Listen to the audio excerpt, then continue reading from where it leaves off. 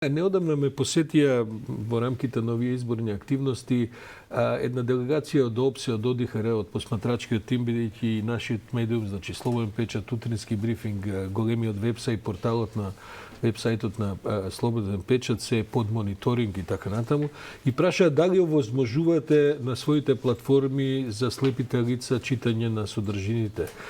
Јас бев малку, морам да кажам, затекнат, не затоа што не знам дека тоа постои во светот, меѓутоа не сум ни самиот сигурен што тоа значи како напор, како финансиски трошок и така натаму, и можеби еве и овој разговор ме потсетува на тоа дека ќе треба да се потрудиме и да видиме и како и тоа нешто да го направиме. Еве, со мене во студиото е министерот за внатрешни работи Оливер Спасовски. Господин Спасовски, добро утро. Добро утро. Да ве прашам како е со вашето министерство со пристапот за слепи лица, за лица со ограничени види и така натаму, бидејќи еве јас признавам дека ние не сме размислували за тоа, можеби треба. Мислам Сигурно. дека генерално не е размислувано воопшто, ниту во институциите, ниту во предпријатијата и така натаму, секако и до медиумите. Тоа е нешто што ќе мора системски да му се приде на ова прашање, како што беше голем процент на луѓе. Јас сум се фрапирал кога сум видел без разлика за процентот, предизвици. без разлика за процентот на луѓе. Ние треба како општество, како држава да овозможиме еднаков пристап до секоја информација, колку и да се тие луѓе, нека се и 10. Да, значи, имаат право на тоа и веројатно потешкоти при повикување на помош и така натаму, така да во овој дел мислам дека системски како што се пристапи кон обезбедување на пристап за луѓе со телесен инвалидитет кон институциите, ќе треба да сите заедно пристапиме малку повеќе посериозно во овој дел. Ќе имаат ли сите граѓани на Македонија со право на глас еднаков пристап до гласачките места во недела? Тоа е она што е делумно и во ваша надлежност. Да, секако дека ќе имаат се тоа на што е надлежност на Министерството за внатрешни работи во смисла на тие, би рекол, 3 дела од овој изборен процес. Тоа е изборната кампања, тоа е самиот ден на изборите и завршувањето на изборниот процес. Ние сме подготвени, работиме по посебна оперативна акција локални избори 2021 година, од самиот момент на распишувањето на изборите до денеска. Секако дека законските надлежности кои што ги имаме во делот на соработката со Државната изборна комисија е нешто што беше прв предизвик да ги обезбедиме сите потребни податоци за граѓаните кои што се избирачи. Ова година имавме дополнителна обврска за обезбедување на отпечатоците од прсти за сите гласачи во државата. Ако ми дозволите, ќе дојдеме и до тоа е се разбира важно да го поразговараме. Секако во прв ред треба да се обезбедат граѓанските слободи и права на секој граѓанин, да му се обезбеди слобода во изборниот процес, значи самостојно да ги носи одлуките. Во тој дел апсолутно. Ве прашувам и како политичар, а и како министер. Утринава го имавме господинот Зибери, јавниот правобранителот на Македонија, кој што кампањата ја оцени како релативно помирна кампања, ова е предизборнава досегашна, и рече дека според нивните согледувања се одвива во законски рамки. Какви се вашите проценки за овие 2-3 изминати недели од кога трае предизборна кампања, иако вие како политичари, мислам, не престанавте со месеци да зборите за избори, ама еве формално последните 2-3 недели? Констатацијата мислам дека е општа, дека имаме навистина кампања која што е далеку помирна од изборните процеси претходно, и за нас како министерство тоа беше и цел, и лично и за мене како политичар. Затоа што од моментот кога ракувам со Министерство за внатрешни работи, имавме неколку изборни процеси, локални избори, референдум, председателски избори, секоја година. Од 2016 нааму, секоја година. И карактеристика е дека во сите овие изборни процеси, од процес во процес, се помалку и помалку имаме инциденти, пријави за инциденти. Имаше пукање во чаја. Што друго. Има ли по таа основа, знаете дека на митинг на едно од партиите имаше тоа беше на собир на една од политичките партии, и не само во Чаир, во неколку се други процесуираат ли тие случаи? Тие се процесуираат, се детектира луѓето и така натаму и се предадени на надлежното обвинителство. Имаше фрлање бомба во Шуторизари. во дворот на еден... Тоа не е поврзано со изборите. Тоа е вашата проценка дека тој Не, инцидент тоа не е проценка, врзан? него е утврден факт. Значи не е поврзано со изборите. Секако дека не е пријатно кога се случуваат вакви настани во изборен процес, посебно на лица кои што учествуваат или се дел од изборниот процес, кандидати и така натаму и така натаму. Меѓутоа мислам дека и таму се постапи на времено, така да добро е што прво имаме кампања која што е по сите, би рекол, демократски стандарди, второ, без никакви сериозни инциденти. Пријавите кои што досега ги има до Министерство за внатрешни работи се пријави за, би рекол, бенигни случувања, не знам, уништување на предизборен пропаганден материјал или лепење на пропаганден материјал на несоодветно место.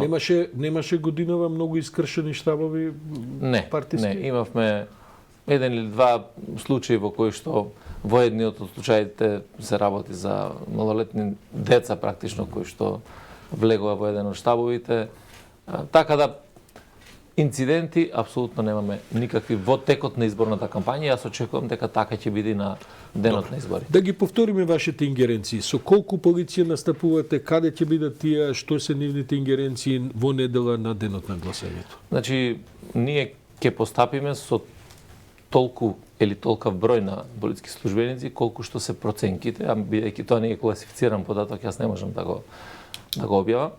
Тоа доволно полиција која што ќе го обезбеди целиот изборен процес. Што се главните карактеристики? Реков дека целиот изборен процес е во 3 фази. Изборната кампања, таа практично ќе заврши денеска. Од вчера се започна со дистрибуција на доверливиот материјал и тоа е една од надлежностите на обезбедување на доверливиот материјал, односно на транспортот. И секако на денот на изборите пред се да биде тоа заштита на човековите права на нашите граѓани и слободи, понатаму заштита на правото на избори, значи на избирачкиот процес, понатаму безбедност и тоа максимална на граѓаните за време на гласањето, бидејќи тоа е исклучително важно ако сакаме на секој избирачко место ќе има полициска присутност? Секаде пред секој избирачко место ќе имаме полициски службеници кои што ќе бидат распоредени, значи тие не може да влегуваат во изборното место, освен ако не ги повика председателот на избирачкиот одбор, меѓутоа ќе бидат присутни тука, се со цел да се спречи било каков обид за нарушување на изборниот процес. Ние секоја година пред избори вршиме посебна обука за полициските службеници, за нивните надлежности, за нивните права и обврски кои што ги имаат. Тоа го правиме и онлайн, така да и на страната на Министерство за внатрешни работи ја имаме целата таа презентација за едукација, практично прирачник за постапување во времето на изборите.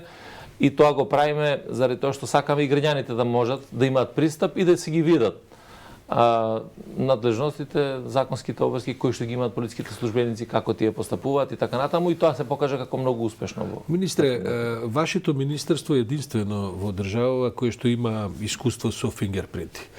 Како ви се чини досегашна ситуација околу воведувањето на тоа? Ве прашам и од технички, а потоа можеби и од политички аспект, бидејќи ако очекувате компликации, така тоа може да биде навистина сериозна компликација. И второ, што ако во текот на гласањето се покаже дека во еден дел не функционира тоа и така натаму, се преоѓа ли потоа на нормално гласање како што некогаш сме го правеле без потреба за отпечатоци? Во овој дел на употреба на терминалите за гласање, фингерпринтот, набавките, софтверските решенија и така натаму, јас сум запознаен исто како и секој граѓан. Меѓутоа, ние не сме учествувале апсолутно во целиот тој процес. Ние како институција ги обезбедивме сите потребни софтверски алатки за да можеме да направиме екстракција на отпечатоците од прсти и тие, почитувајќи ги пред се заштита на личните податоци, другите законски прописи, сме ги предале во одредена форма на Државната изборна комисија, која што има обврска тие податоци да ги искористи во текот на изборите и понатаму да бидат соодветно чувани, односно вратени во министерство. Тоа сега ве прашам, чувани или вратени? Не, тие, значи, ќе заврши изборниот процес и после тоа има постапка во која што ќе треба да ги вратат. Тоа се значи што софтверски решенија со кои Не, тоа се отпечатоци од прсти. Добре, на сите граѓани кои што имаат извадено лична карта или патна исправа важечка, зависно која е последна извадена од овие два документи, се дава отпечатокот на прст, тие практично на денот на гласањето преку тие терминали се проверува отпечатокот, се идентификува личноста. И сега во вториот дел дали ако постои одреден проблем, секако дека ако постои проблем според упатството кое што го дава ДИК на самиот терминал може да дојде до замена на терминалот со нов или пак доколку не се препознае отпечатокот од прст од X причини, тогаш има начин како да тоа се направи преку избирачкиот список. Разговараме за над 3.500 гласачки места, 3.600 како беше нешто. Тоа се значи, ако ништо друго, барем близу 4.000 државни службеници кои сега воредно ќе влезат во процедура или со овластување да земаат фингерпринти. Не се плашите ве прашувам? Не, тоа е работа на избирачкиот одбор. Значи, не се ангажираат дополнителни луѓе. Да, разбирам тоа, се разбира, ама сакам да кажем тоа, не се луѓе кои што се вашите кои седат во МВР со посебни овластувања и така натаму. Затоа ве прашувам сега и како политичар, не гледате можност за некаква злоупотреба? Тоа се разговараше и во предизборната кампања и така натаму, но се одбрал и метод за да се задоволи политичката потреба да нема жалење дека изборите се нефери и така натаму. Ве прашувам и како шеф на МВР, не се плашите од злоупотреби, бидејќи тоа на кај вас ќе дојде во ресорот? Не, јас очекувам да не дојде кај нас во ресорот, затоа што ако дојде кај нас во ресорот ќе има сериозни проблеми. Јас очекувам дека носењето на одлуки при изборот на софтверските решенија, при изборот на терминали и така натаму биле соодветни и сето тоа ќе функционира на начин на кој што треба да биде функционален. Инаку самиот систем не може да дозволи било каква друга злоупотреба, па или пак злоупотреба на изборниот процес. Има јасно предвидени правила по кои што треба да се одвива изборниот процес. Тој систем не проблем за хакери? Не, тоа е систем кој што не е врзан на интернет. Значи, директно терминалот и Значи не може се упадне во тоа, бидејќи тоа би бил голем упад. Како сме со лични карти обезбедени за избориве? За оние кои што ќе немаат и така ќе може да вадат итно и сето тоа? Да, апсолутно. Ние издадовме и јавно известување и телеграма со наредба во однос на давање на приоритет на сите лица кои што сакаат да извадат личен документ, лична карта до денот на изборите. Мислам дека претходно се усогласија сите аспекти од овој дел со Државната изборна комисија. Знаете дека имавме закон со кој што ги продолжиме важноста на патните исправи, па тоа моравме да го исто така аплицираме во делот на податоците кои што ги имаме. Неколку пати во законските рамки, кога и се затвараше избирачкиот список, доставувавме податоци пречистени и мислам дека во овој дел нема да има сериозни. Нема да има забуни. Нема да има забуни, нема да има проблеми. Затоа што овие продолжување што ги правевте на патни исправи и така. Не, тие податоци сите се извадени софтверски и се предадени во ДИК. Така да во делот на избирачкиот список ги има сите тие лица. Добро. Господин Спасовски, тоа е во овој, како да кажем, ваш министерски капацитет околу изборите. Мислам дека ги исцрпевме сите прашања, нели, оценките дека изборите биле овој пат во една, да кажем, помирна атмосфера, целата кампања и така натаму се релативно општи. Иако со волку многу кандидати, вие сте политичар со прилично километража зад себе, изборот ќе биде голем во недела. Има многу кандидати, рекорден број кандидати за Скопје, 299 градоначалници се надпреваруваат, илјадници, советници и така натаму. Знаете, па и добро е да се даде можност на граѓаните да имаат избор во делот. Како политичар ви е позгодно да има поголем избор покрај вашиот кандидат? Што мислите? Или е секогаш убаво да биде еден на еден? На секој демократски настроен човек му е подобро да има повеќе кандидати за избор. Затоа што тоа е убавината на демократија. Тоа важи за Куманово, претпоставувам, кај што доаѓате. Оти таму ќе имате секој 5 кандидати имаме да го Куманово. И таму за имате секаде една важи. специфична ситуација, мислам, заради господинот Максим Димитриевски, кој е Видете, партиски не може колега во и другите така. градови да не биде специфична ситуацијата со многу кандидати, само во Куманово да е специфична. Ситуацијата за избори е таква каква што е. Имаме кандидати за изборите и секој од кандидатите има можност, има право да се бори пред. Како ви помина вашата партиска кампања? Морам да ви кажам дека со неколку колеги, па и во студио анализиравме, мислам, ова е можда едно од постдодевните предизборни кампањи.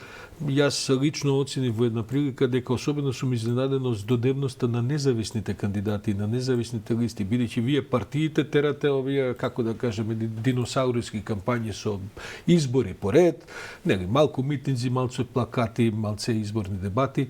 Нема никаква инвентивност, нема никаква, како да кажем, некаков нов пристап. Ќе се согласите со мене или имате некаква партиска цел која сепак си остварувате на крај? Не, ние како партија секако дека сме зацртале стратегија каква ќе водиме во текот на кампањата и ние практично преку таква стратегија настапивме на оваа изборна кампања со пред се позитивистички пристап во делот на промоцијата на програмата генерална за настап на локалните избори, секако дека програмата на секој од кандидатите специфична за општината за која што се кандидира, дури и до толку во детали разработена програма која што се нуди на граѓаните на микрониво, на местните заедници и така натаму, што е сепак нели пристап на секој од кандидатите како и на кој начин ќе Колку ќе бидат важни националните теми, бидејќи тие повторно се наметнаа, повторно целиот контекст меѓународен на Македонија ќе биде на гласачкото личи и за локални избори. Колку ја мислите дека е? Јас мислам дека секогаш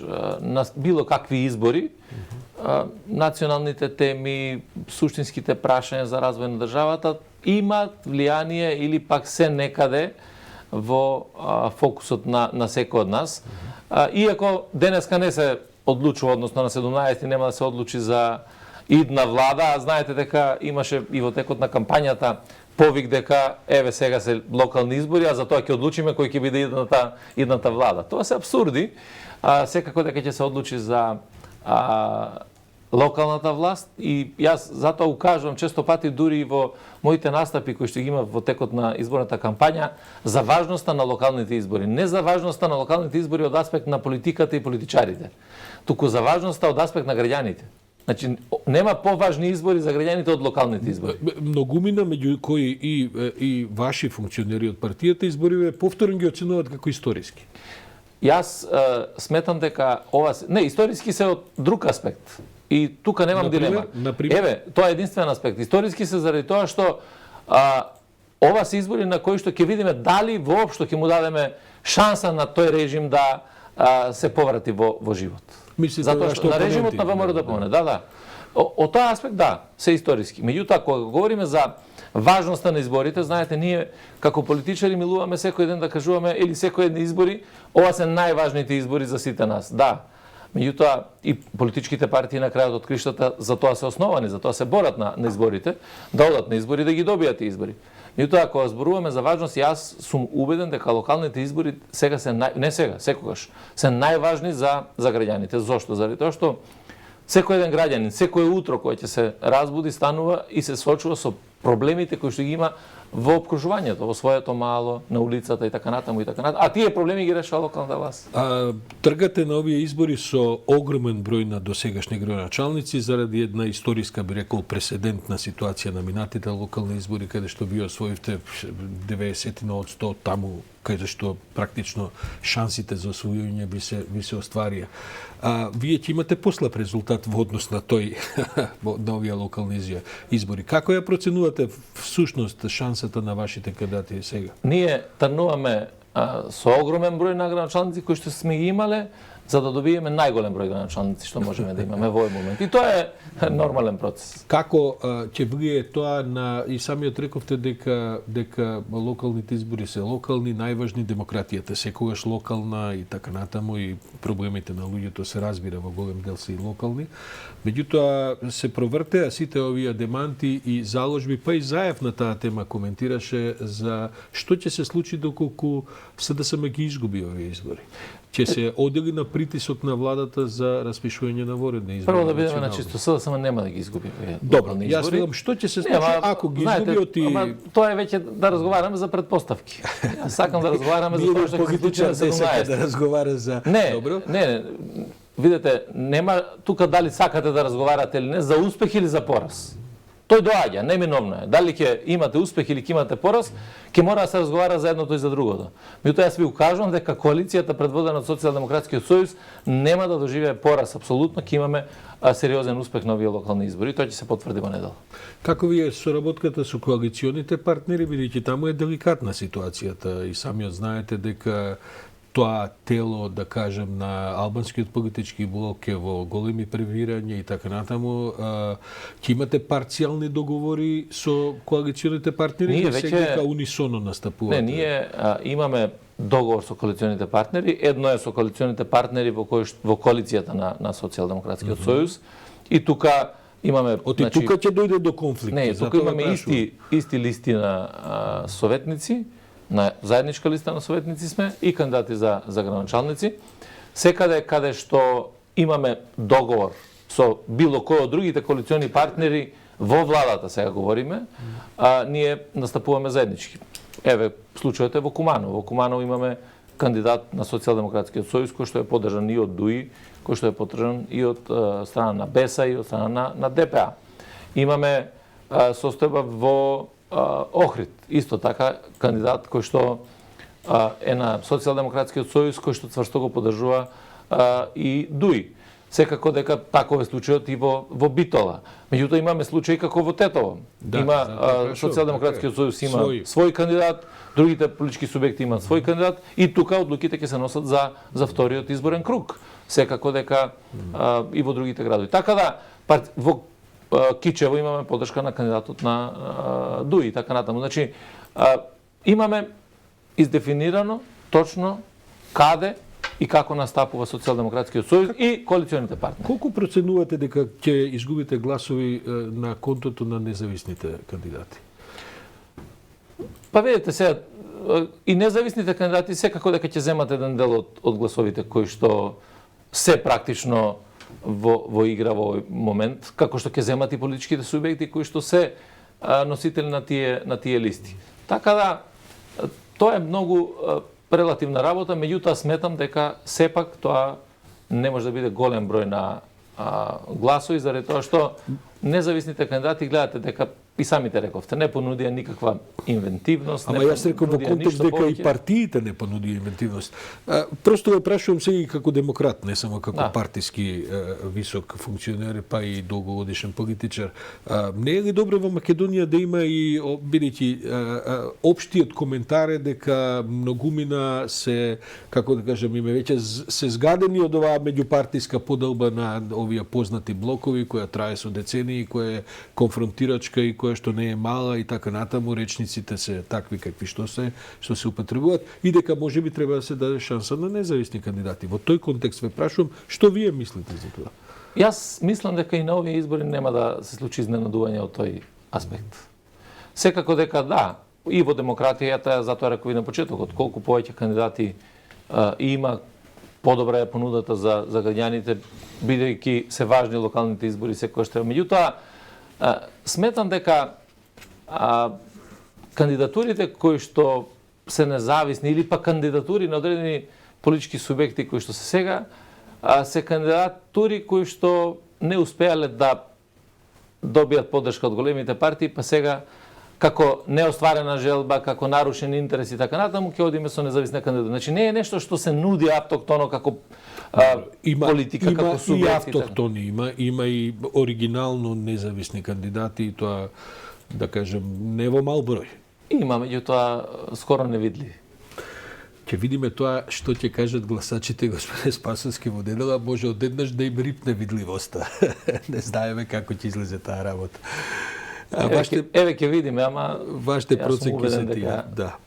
Огвер Спасовски во 1 минута до 9 часот. Ви благодарам за овој брифинг утрински, бидејќи ги покривме сите теми кои што мислам дека се важни за ова што ќе се случува во недела. Вие ќе бидете и во Куманово недела, таму гласате, поставам, и потоа во штабот партиски. Не, јас или сте во министерството? Во сите изборни процеси, во недела на денот на изборите сум во министерството и во штабот на Министерството за внатрешни работи.